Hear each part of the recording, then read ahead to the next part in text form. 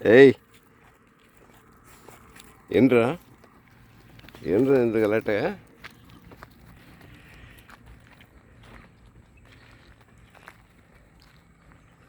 Somehow dogs seem to find me.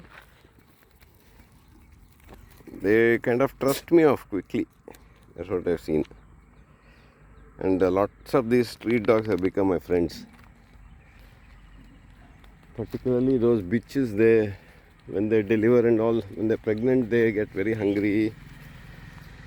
And then, so if it is in front of a shop and all, I buy them something.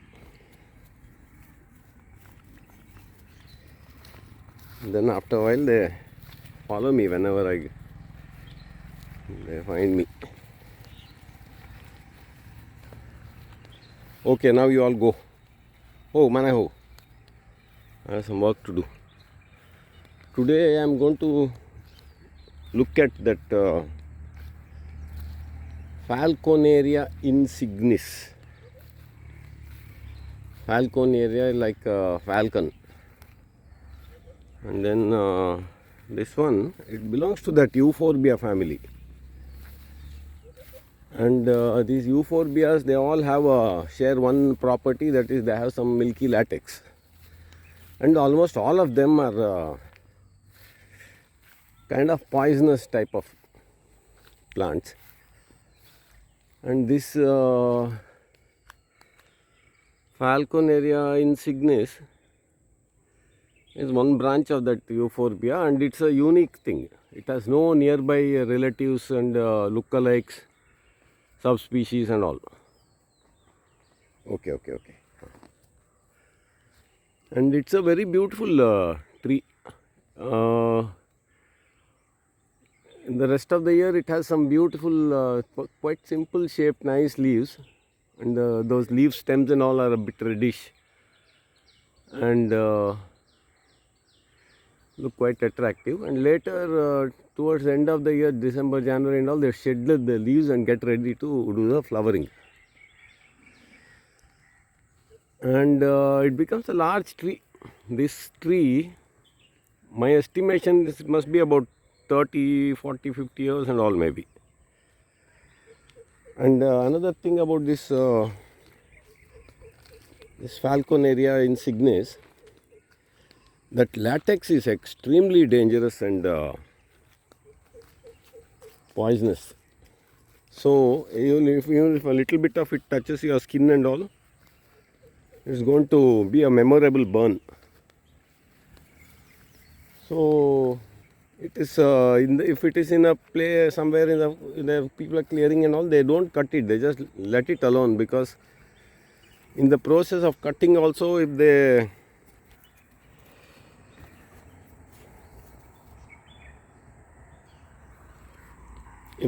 get a little bit of that sap goes into the eye and all, it will cause blindness. So it's called Kurdu Mara in Kannada, that means blind tree, it causes blindness.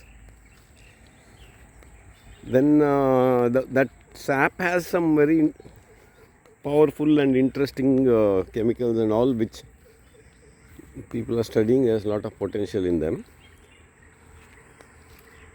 And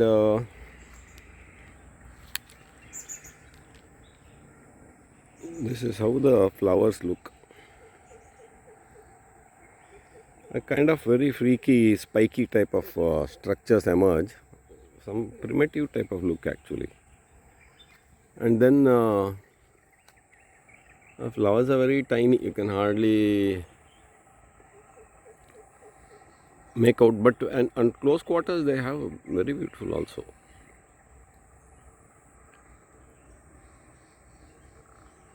Let's try to do a little close up of this.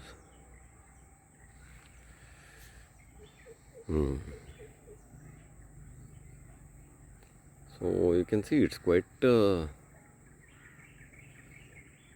beauty, this spike with the flowers. Oh, it has a little caterpillar also on it. The marvelous thing is, this is such a toxic plant that nothing eats it actually. And this one caterpillar seems to have found a way around. Very beautiful. So that's another thing. Every species of native tree, it has some specialized creatures who live on it.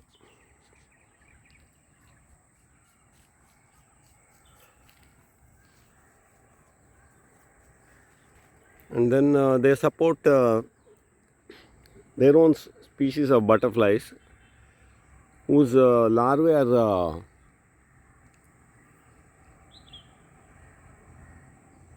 feed on those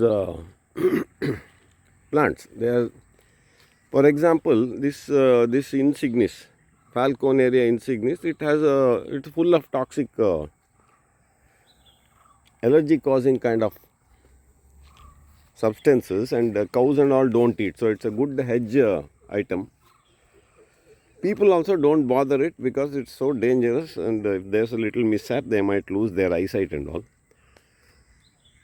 Such a toxic plant also supports. There are some butterflies and moths and all whose larvae are able to eat those leaves and digest it. So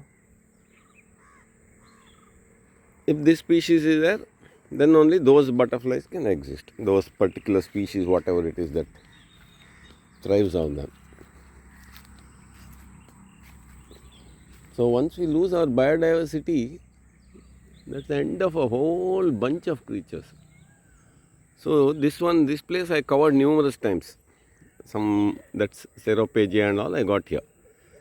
This is a kind of a hilltop slope actually, and it is now been cleared, and it serves as a meadow for some people who have cows. There's a main road there, and one very rare Parasoup pubia also I found in the laterite rock communities over there.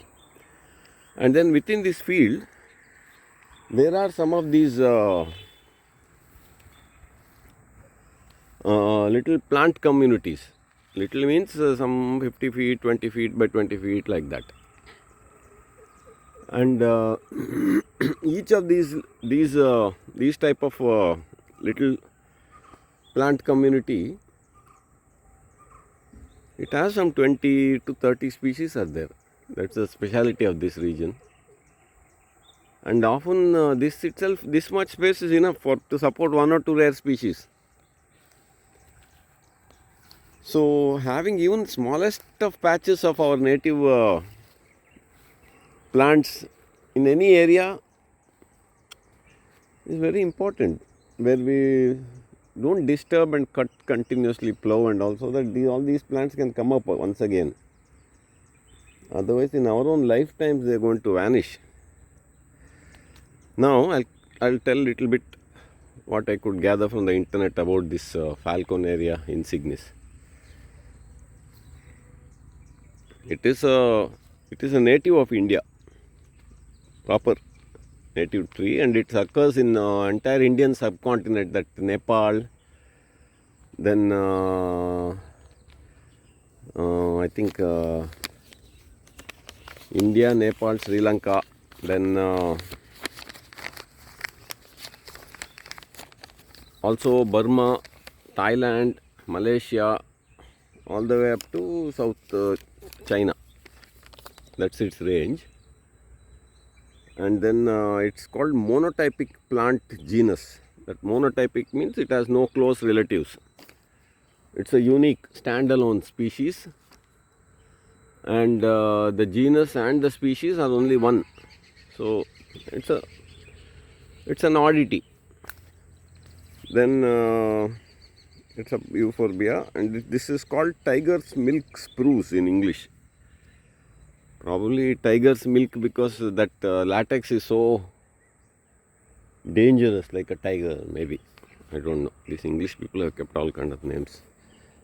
Then Sanskrit, it's called mukulak. And any plant that has a Sanskrit name is important. Otherwise, that's because Sanskrit was the pan-Indian language, and not only pan-Indian, all the way up to Indochina and all, Sanskrit was the language in the earlier era. Language of learning, scholars. So all these species, they have, all of them have local names. For example, here it's called Kurudugida. And then in some other areas, it's in of Karnataka itself, it's called something else. So the regional variation of the names is very high, and then so people from outside the region can't make out what it is. So in those days, Sanskrit was the all India language, and any plant that has a Sanskrit name tends to be recognized all over India with that Sanskrit name. Like how these botanical names are there now. In the olden days, it was Sanskrit, language of learning and scholarship.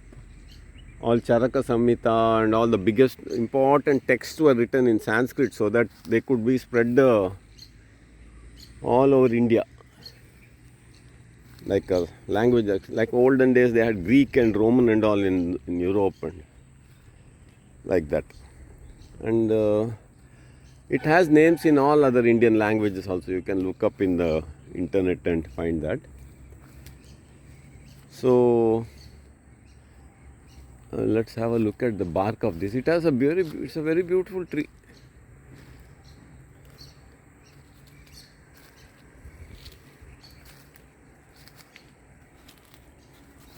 And that's the bark.